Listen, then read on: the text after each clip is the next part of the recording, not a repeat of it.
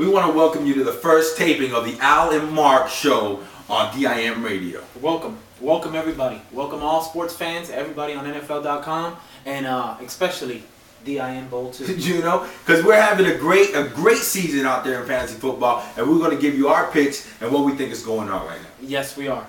So let's start off with a recap. Today, first, I'm going to give them an introduction of what's going to happen. We're going to have the recap, winners and losers, fastest 4 minutes in fantasy football, biggest winner, biggest losers, and then the final power breakdown. And I think that's going to be for an exciting show. Yes, it is. I got to say. So let's start off with a recap segment we like to call Losers and Winners. All right, we're going to start off with the winners. All right, winners. First winner was Fearsome Force. Fearsome Force was beating their brother. They beat their brothers behind, and it was not pretty. Beat them by 17 points. What do you think about that? Well, the Prune Dogs, I mean, they need to step up. They've been hurting a little bit, cornerback, running back. I mean, I really don't know. And it hasn't been pretty. I mean, the game was pretty good on Sunday night. It was a great matchup. It was a great matchup. I mean, I thought Fearsome Force was going to blow them out of the water, and that just didn't happen. And Prune Dog ended up showing out. I mean, he did come out. The game was close on Sunday. It didn't come down to a nail biter on Monday, and he pulled it out. I mean, how did he do this on Monday? Well, the running back, he scored him some great points.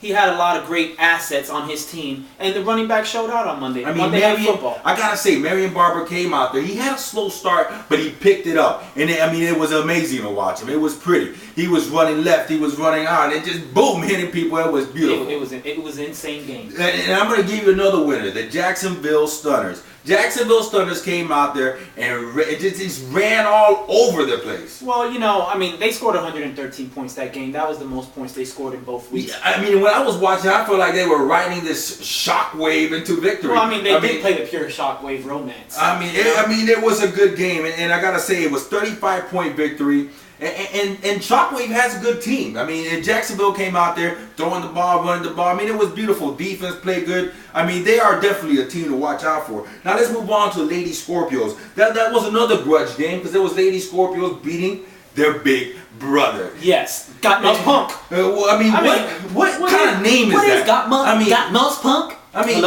does he have Moss? I mean, he don't even have Santana Moss. Or Randy Moss. I mean, what the hell is going on? What is that? And I gotta say, Lady Scorpios came out there, they beat them, and Got Mouse Punk, he's a self-proclaimed football analyst. He's supposed to be the coach of the year. He coaches college, he coaches NFL. He coaches everything. Enough. So I think we just need to move on. This is ridiculous. The Dog Catchers came out there, and they won the first game of the season. What do you think about that? Well, the Dog Catchers, they had a little bit of rough time. They were supposed to be a good team at the beginning of the year, lost Tom Brady, been making moves left and right, stole somebody's player, and started him in this week. Well, I think that's how what led him to the win. I mean, I don't know exactly what went on behind the scenes. I know that the two owners were talking about some stuff, and I don't know, but the bottom line is the Dog Catchers came out there and they just destroyed. I mean, they destroyed whatever was in front of them. That's a team to watch now. I don't know about that. They released Marion Lynch today, and it went back to the original Hackman Jones. Or Got Moss Punk, because that's our name for it should be Hackman Jones. I think he needs to change his name from Got Moss Punk to Hackman Jones. He might actually start winning games. Yes, he needs a victorious name to win a game. And we're going to keep on going here. The Perrine Pit Bulls move on to 2-0, and it was just a beautiful game. It was an upset for the Bone Crushers. They had a great game. They were going back and forth, 50-55, 60-60, 60-62. It ended up being 109 and 110 at one point, and there was still 2 quarters left in the game. And what can I say? Perrine Pit Bulls came on top, scored 123 points. Definitely. Or something like that. It was a beautiful. But it was a great game, and they're both in the same division. And I think that's going to be a problem for the Bone Crushers. The Perrine Pit Bulls. They did great on Monday, and I'm not even going to give it a McNabb. I gotta say that Brian Westbrook came out there. He fumbled one time, they recovered the ball. He just did great, and I think that's definitely the team to beat. Yes.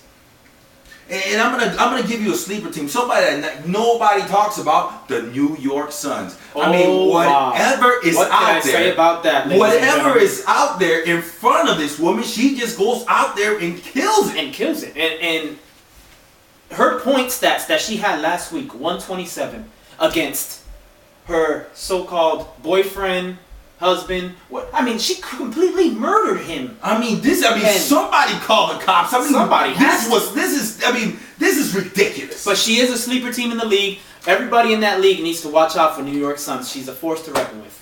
Definitely. And you can go ahead and start with the biggest losers. Well, my segment is going to be the biggest losers of the week. First, we got the Prune Dogs. Prune Dogs, you got beat by your brother. We already talked about it. That's a recap. I just want to let you know, Prune Dog, you need to step up your coaching ability, make some moves, hit the waiver wire, pick up some decent players, and, start coaching like you know how to coach. And I gotta say this, if the Prune Dog if he just stops taking at least, like a 30-minute shower instead of a 2-hour shot, he might have some time to get on there and actually make some moves and make his team better.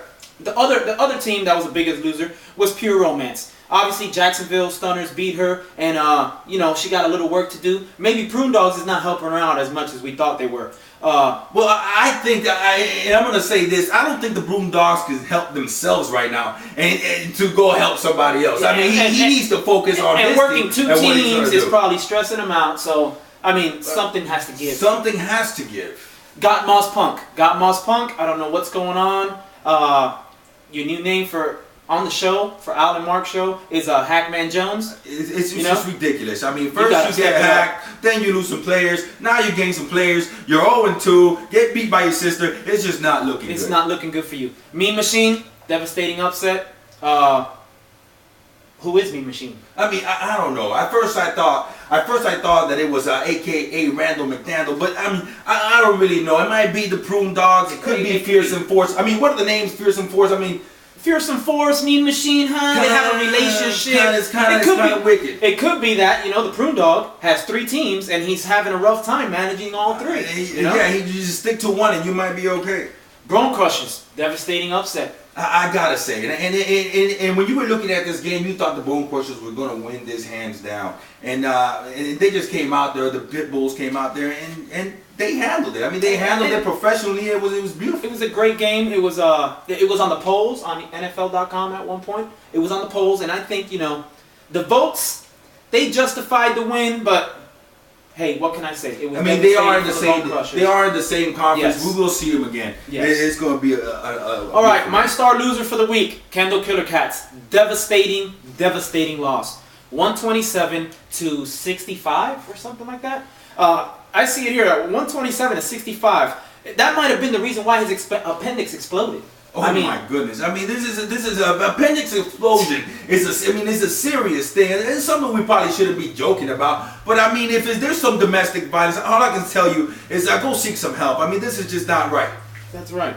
All right, and I'm gonna give you my biggest winner of the week, which I thought was New York Suns. I don't want to talk about the same game and beat a dead horse, but it was just a crushing game. And it was just devastating to the Killer Cats. And you gave me your biggest winner. I'm going to give you my biggest loser. My biggest loser of this week is going to be Fearsome Force by New York Suns. It's going to be, or should I say, don't treat him like you did Randy, New York Suns, because then we're going to have to call domestic violence on you. And I gotta say, and we're talking about this Kendall Killer Cats, got appendicitis, players are not playing hard. It's not looking good, but I'm gonna tell you, there's some stuff's gonna go on this week that's gonna surprise you. Kendall Killer Cats got to be my favorite this week. And we need to go to the 4 minutes of football, and I'll explain to you why. Fastest 4 minutes of football, here we go. I got the Bone Crushers and Lady Scorpions. Bone Crushers up by 6, 113-107. It's kind of iffy. It's going to be a little grudge match that week. What do you think, Al? I definitely think it's going to be a grudge match. I know what happened. I heard it through the grapevine that the Bone Crushers offered to trade 2 players for 1 player out of the Scorpios. They didn't want to give him up. And I think the Bone Crushers have a little chip on their shoulder, and they're going to make a statement this week. I think they will try to make a statement this week. And they have it for 113, so we'll see what happens with that.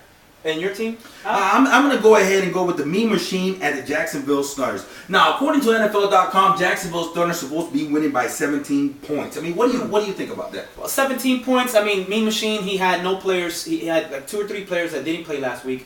He didn't start his reserve or his bench players. What's the coach doing? If it's Prune Dog, he needs to step it up. Well, I gotta say, if it's Jay Cortez, you need to step it up. You need to come up. This is ridiculous, right? And to say something about your point, Colson got hurt in week 1. He still played him in week 2. Still has him on the roster in week 3. And his backup is hurt too. It's not.